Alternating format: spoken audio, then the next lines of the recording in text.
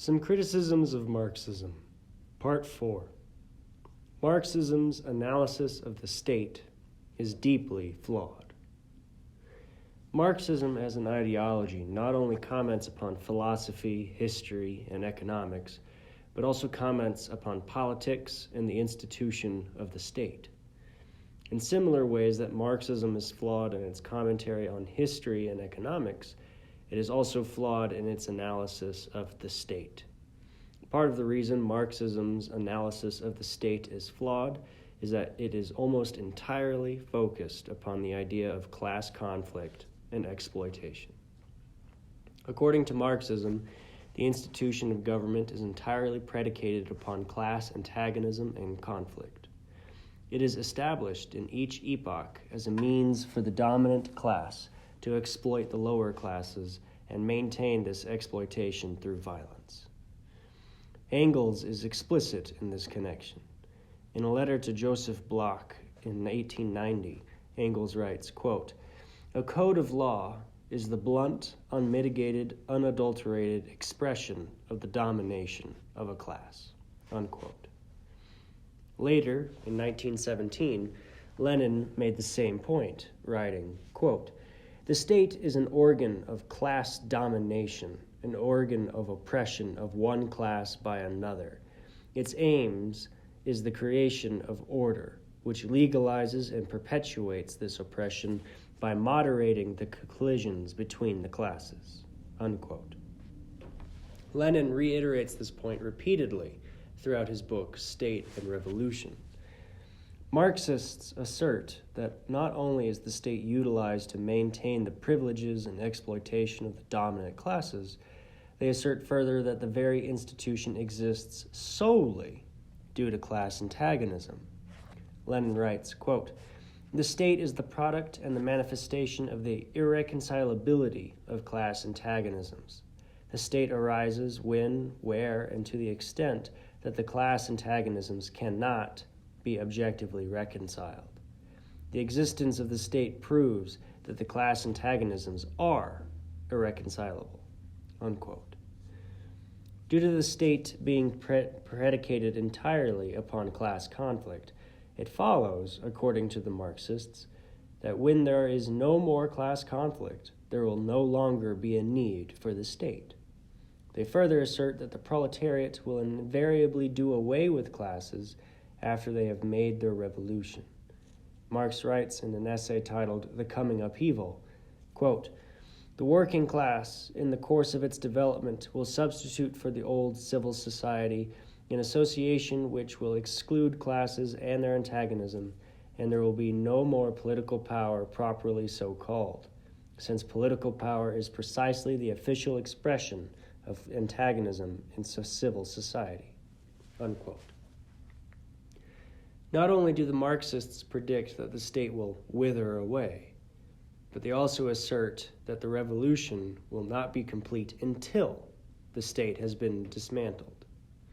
Lenin writes, quote, "The liberation of the oppressed class is impossible not only without a violent revolution, but also without the destruction of the apparatus of state power," unquote.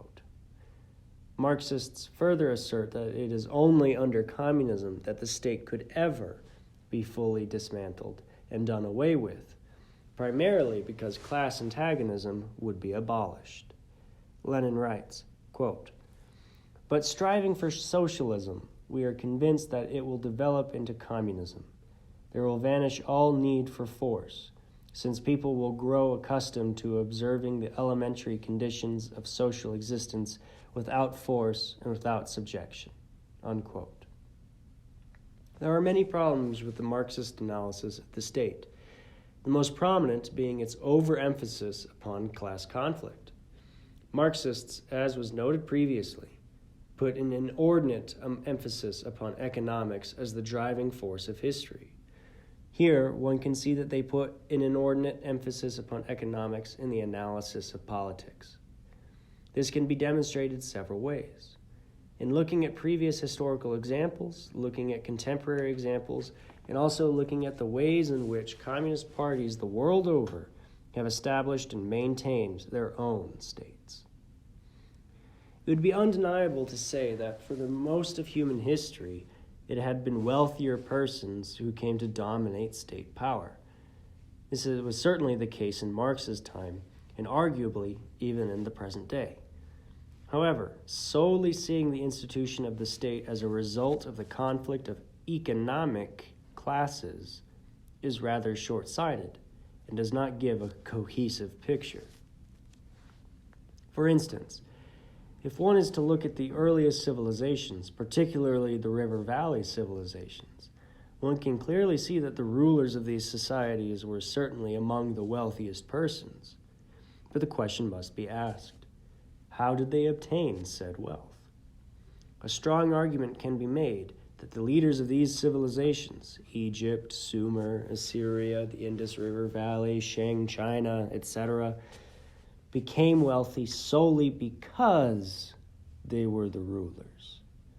They and their families had achieved dominance through violence and conquest, and thereby obtained their wealth off the backs of the common people. They were not previously wealthy and then developed the state. Rather, they had developed a state and thereby became wealthy. Further, there are many examples wherein the wealthiest people of society are not actually in political power. Further, there are examples wherein wealthier persons have been persecuted or otherwise had their rights limited. The easiest example of this would be in feudal Japan. Under the Tokugawa shogunate, and even before then, merchants were considered to be on the lowest rung of the social hierarchy, below peasants in status. Throughout the Tokugawa era, while the shogun, the daimyo, and the samurai lost wealth, the merchants became far richer, without the corresponding political power. This led to social unrest, merchants marrying into samurai families, but ultimately nothing changed until the Meiji Restoration. Only after the Meiji Restoration did the merchants gain more political power. Granted, this is an example of class conflict, yet it is not the economically more powerful class that is on top. This is much more of a form of class domination deriving from culture than economics. Another example of this kind of cultural class domination can be seen in Indian society under the caste system. As part of Hindu belief and laid out in the Vedas, this caste system stratified society into different castes that could not intermingle or intermarry. While the higher one was in the caste system, the more likely one would be to be wealthy. It was not a guarantee.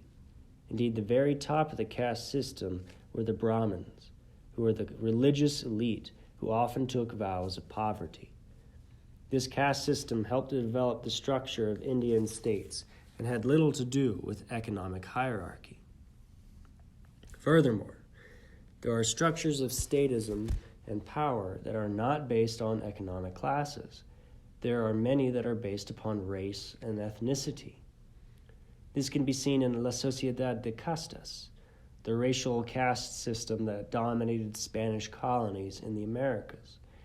Racial domination can also be seen in the southern states of the United States, both under slavery and under Jim Crow. Another example would be Nazi Germany itself.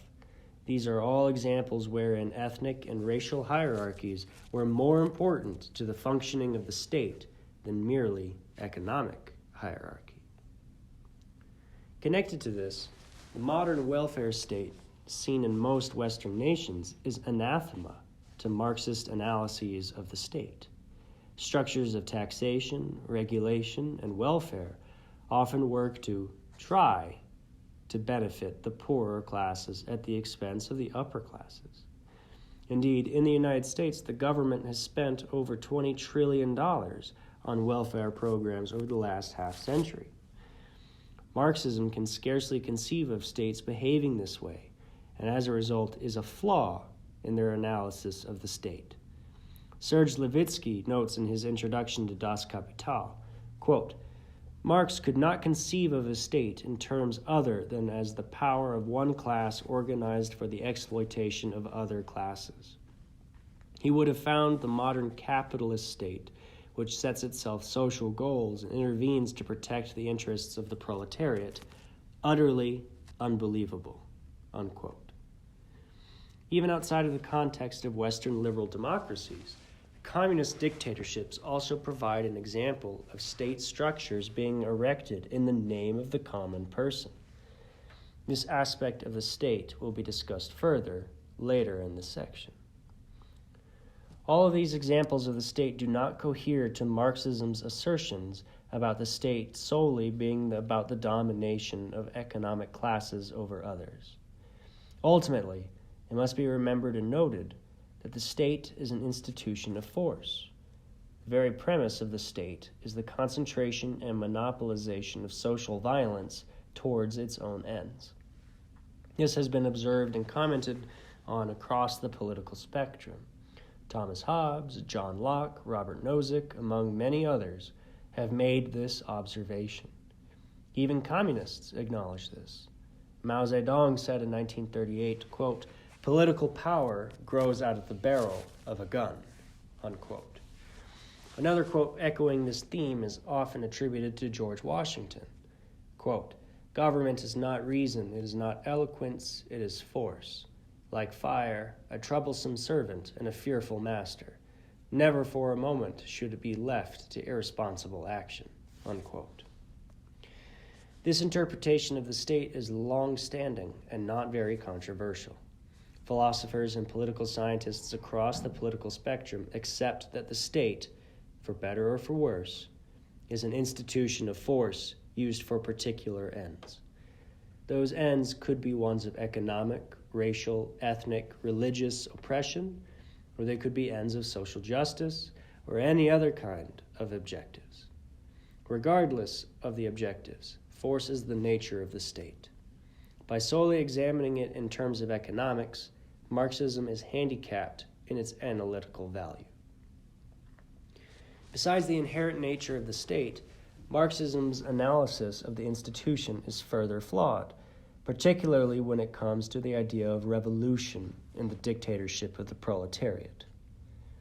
Many communists and Marxists, particularly Marxist-Leninists, advocate for a violent overthrow of the capitalist system in favor of socialism and eventually communism. In so doing, the proletariat must seize not only the means of production, but also the levers of political power. Lenin writes about this extensively.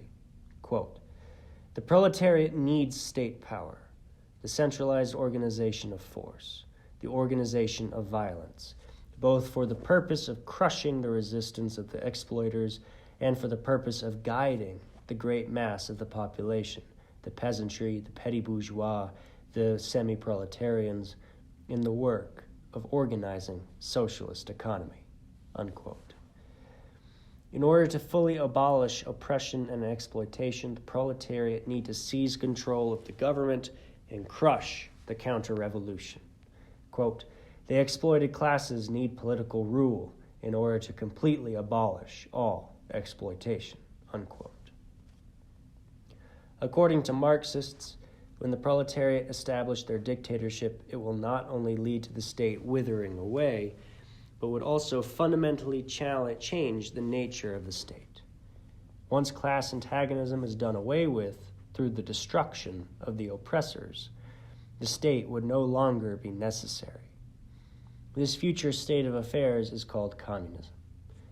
Lenin writes, quote, "Only communism renders the state absolutely unnecessary, for there is no one to be suppressed," unquote. According to Lenin, the proletarian revolution will fundamentally transform the institution of the state to be its near opposite. However, in trying to establish that the dictatorship of the proletariat would be fundamentally different from the previous forms of the state, Lenin engages in special pleading. For one thing, Lenin is solely using the Marxist definition of the state. For another, Lenin narrows the state down to two aspects. Lenin writes, quote, "The centralized state power peculiar to bourgeois society came into being the period of the fall of absolutism. Two institutions are especially characteristic of this state machinery: bureaucracy and the standing army.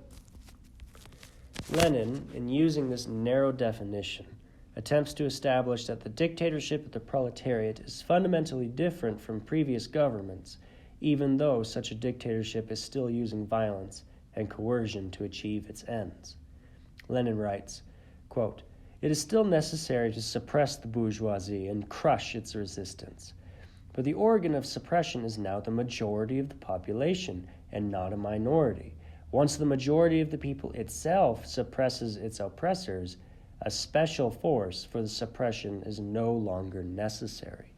In this sense, the state begins to wither away." Unquote.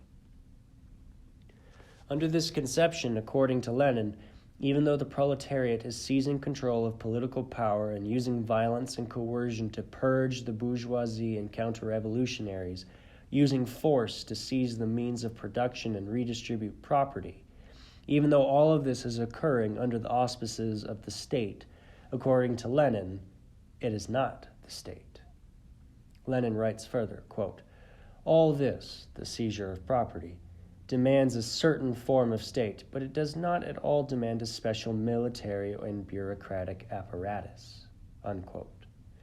Later in the same book, Lenin argues that at a given point in the transition to communism, the proletarian state would take on the opposite quality of a state. Lenin writes, quote, "The dying state, at a certain stage of its withering away, can be called a non-political state." Unquote. Lenin is necessarily engaging in special pleading to make the case that his form of the state is fundamentally different, when in actuality it is not. Further, Lenin and other Marxists assert that socialism and the dictatorship of the proletariat is necessarily a transitionary state towards the final goal of communism. Under communism, the state would wither away. Lenin writes, quote, "Marx purposely emphasizes the revolutionary and transitional form of the state necessary for the proletariat. The proletariat needs the state only for a while. Temporary use must be made of the instruments, means and methods of the state power against the exploiters. Ought the workers to lay down arms, or ought they to use them against the capitalists in order to crush their resistance?" Unquote. The transitionary state is a dialectically necessary step towards communism. The state in this time would become the opposite of the normal conception. Quote, "Again, during the transition from capitalism to communism, suppression is still necessary. A transitional state is no longer a state in the usual sense." Unquote. Regardless, according to the communists, this state under socialism is necessarily a temporary yet necessary evil. This assertion, however, begs the question, how long is temporary? Communists and Marxists have been very vague in answering this question, if they attempt to do so at all. Lenin writes of Marx, quote, "Marx did not as yet deal concretely with the question of what was to replace the state machinery and that was to be destroyed." Unquote. Both Marx and Engels are vague in their writings about what communism would actually look like and what the transitionary period would look like, let alone how long such a transitionary period would be. Rather than focusing on such details, Marx and Engels, quote, "answered this question still in a purely abstract manner, stating the problems rather than the methods of solving them." Unquote. For many 19th century communists, the example of the Paris Commune became the working model of what the socialist state would look like. Marx, Engels, Bakunin, Lenin all frequently wrote about the example of the Paris Commune.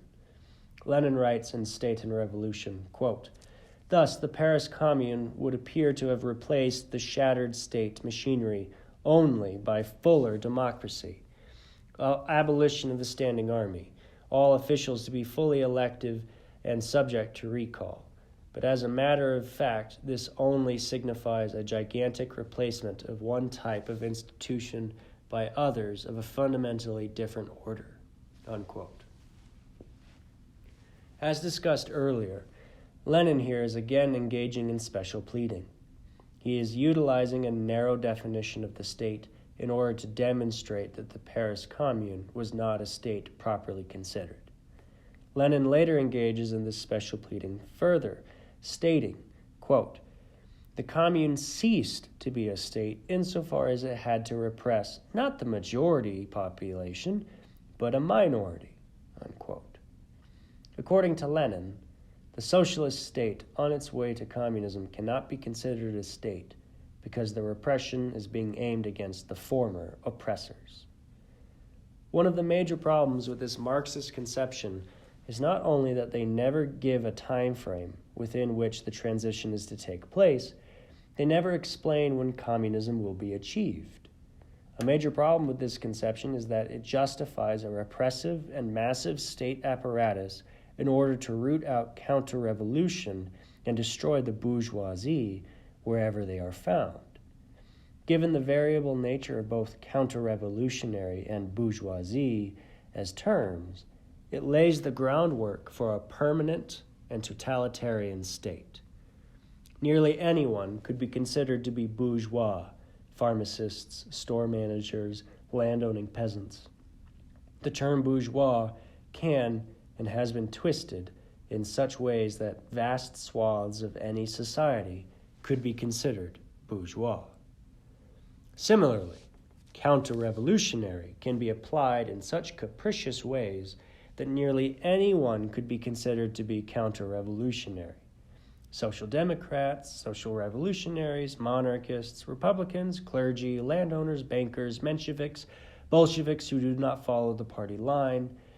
Literally anyone can be and has been considered to be counter-revolutionary. Anyone ranging from anti-communists to communists who disagree with Lenin are considered to be counter-revolutionary and deserve to be repressed. The Marxist assertion that the socialist state is necessary for the suppression of the counter-revolution flies in the face of anarchist socialists and other anarchist or libertarian groups. Lenin directly challenges anarchists like Bakunin or Makhno. He writes, quote, "The anarchist idea of the abolition of the state is muddled and non-revolutionary," unquote. In this regard, Lenin is declaring that anarchists are counter-revolutionary. They would need to be purged, along with all the other counter-revolutionaries. Because nearly anyone could be considered to be bourgeois or counter-revolutionary at any time, it essentially justifies the continuation of the socialist state indefinitely and to continue in an increasingly totalitarian manner. Despite Marxists' libertarian-sounding rhetoric when it comes to the state, every communist nation has devolved into totalitarian nightmares on par with Nazi Germany, Imperial Japan, and Fascist Italy. Historian Vladimir Tismaniu observes that, quote, "Instead of withering away, the bureaucratic leviathan, abysmally corrupt and incurably inefficient, reached astronomic dimensions," unquote. Communism's totalitarianism will be explored in another video, but let it be noted here, however briefly. Marxism's analysis of the state is deeply flawed and ignores significant examples contrary to the proposition. It utilizes special pleading in order to justify the dictatorship of the proletariat, and even in Marxist terms, it is unlikely that the state would wither away. Combined with this, the actual historical experiences of communist nations fundamentally undermines the Marxist analysis of the state.